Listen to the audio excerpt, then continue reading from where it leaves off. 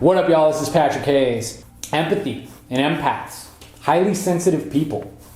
What is that? What's it all about? Is it something that people are just born with and then they're doomed to being overly stimulated by situations? And that's something you just have to live with? Maybe they go move off into the middle of the woods somewhere and never, interface with people again? Or is this something that can be overcome? What's actually going on here? Why are people so ultra sensitive? And how could people actually overcome that if they learned what was happening at the mechanistic level, say within energy field dynamics, right? So this is what I want to talk about in this video. And what I want to start off with is that, I've identified in many ways with being a highly sensitive person and an empath. And I've made a whole lot of headway in being able to transcend some of the downsides of being an empath. I'm going to talk a little bit about how I do that. But I also want to bring some recognition to the positive side of being highly sensitive or being empathic. It's probably pretty obvious across the spectrum of humanity, well, most humanity, that empathy is something that's probably needed very badly right now by humanity. Because a lot of the destructive behavior, the inhumane behavior that is seen by so many people in the world could be somewhat mediated through the capacity for empathy.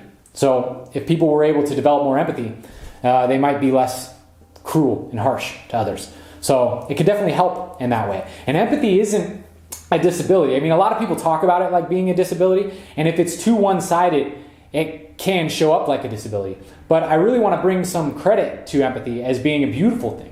Because empathy is actually, in many ways, could be looked at like a superpower, right? In a sense, it's a way to be able to receive. It's a receptive capacity, the ability to feel energy, and to be able to listen. So people that are highly empathic are usually really good listeners. They're usually, have more of a inclination to being psychic.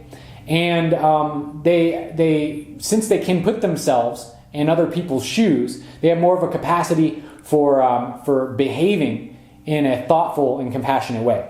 So empathy is a beautiful thing. But I'm kind of approaching this topic of empathy from the angle of how a lot of people see it, which is kind of like a disability. Because a lot of what I see out there when people are talking about empathy and being empathic is that they're overwhelmed by energies, by situations. You say like introverts, right? It's like you go out into the world and you become drained because it's overwhelming. Or people's energy is just too intense and you don't know how to deal with it. So, you just stop going out and stop interfacing with people. So what I want to talk about is kind of like what's going on beneath that. Because what I've learned in my own process is that empathy to the point where it's debilitating like that is actually a imbalance in the energy field. So what's happening here is if we were to look at the energy field and consciousness as having kind of two different functions, we think of like yin and yang, right? So we could have passive and active. So passive or receptive is the ability to listen, to feel energy, to feel things outside of you. And when this is expressed through psychic ability, it's the ability to kind of like become silent and then feel the impressions of that are moving through like the psychic realm, right? And this is extremely valuable. I gave all the values for it a little bit earlier. But the other side of consciousness and the energy field has to do with active expression, right? This is the yang. And this is the ability to project energy, the ability to hold an energetic capsule or frame around yourself, the ability to tune in on a specific vibration and then focus on that and then radiate that vibration and hold that vibration, right? So these are kind of like, in really generalized terms, both a passive and an active capacity of the human being and how it's expressed through the energy field.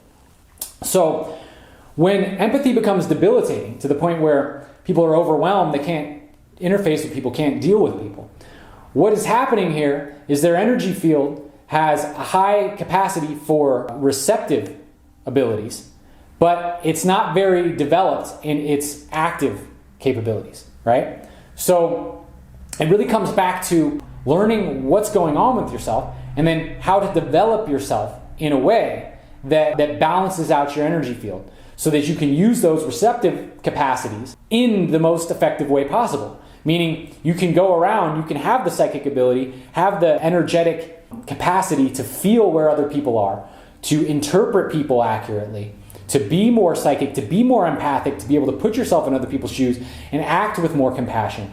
But then not be overwhelmed by it, not get pushed around by it. It's important to know how to listen, but if you can't speak loud enough, then what is the good of being able to listen, right? You learn so much from listening, but then when it's important for you to express what you've learned, if you can't speak loud enough, it doesn't do much good. So debilitating empathy is basically like too much yin. It's like too much yoga, not enough kung fu, right? It's too much flexibility, but not enough solid structure to be resilient. So it really comes back to starting to practice kind of active things, active meditations, things where we focus on vibrations and focus on really enhancing these vibrations so that we can hold them in the face of other things. Now, this doesn't mean giving up our ability to feel things, but what it does mean is getting to know those vibrations that we like, those emotions. I'll stop speaking in so much of a new age terminology, but really being able to hone in on those emotional states that are really balanced and focus on those emotional states until we really feel them solid within ourselves. And then being able to hold those firmly in the face of chaotic environments, right? And this comes back to a certain dedication that we have to actually focus on these things and work with these things, starting off in a private environment. So some meditations you can do that will help with this are like energetic steeping meditations. So where you can focus on a particular energy and focus on it for a long period of time and do this over a course of many weeks or months to the point where you develop a really quick access to this energy. And then you start taking this energy out into more difficult, more chaotic environments. And you practice being able to navigate those environments while holding that energy. And this starts to develop your energy field in a way that is empowers your active capacity to hold energy, to set a solid structure, and even project energy fields when necessary. So you have to know yourself, right? A lot of over-empathic people, they don't know themselves in an energetic sense enough to be able to hold that space. They're so open, they get blown around by the wind. But when you know yourself, when you know those essences that are truly you, and you've cultivated them, meaning you've let them into yourself, you've let them become a part of your energy body, it becomes part of your structure, and it's something that isn't easily blown away. It doesn't impinge on your ability to feel other people's energy either. It's actually kind of like the space from which you feel other things. So it becomes this grounded space that you can walk around in. And this grounded space is something that you can feel other energies with. But those other energies don't overwhelm or push your energy out of the way. So it's a way of kind of encapsulating both the yin and the yang, or the active and the passive spectrums, into one balanced energy field and in a more holistic way of approaching the world. So thanks so much for tuning in. This is Patrick Hayes. Like, subscribe, share with your friends, and I'll talk to you next time. One love.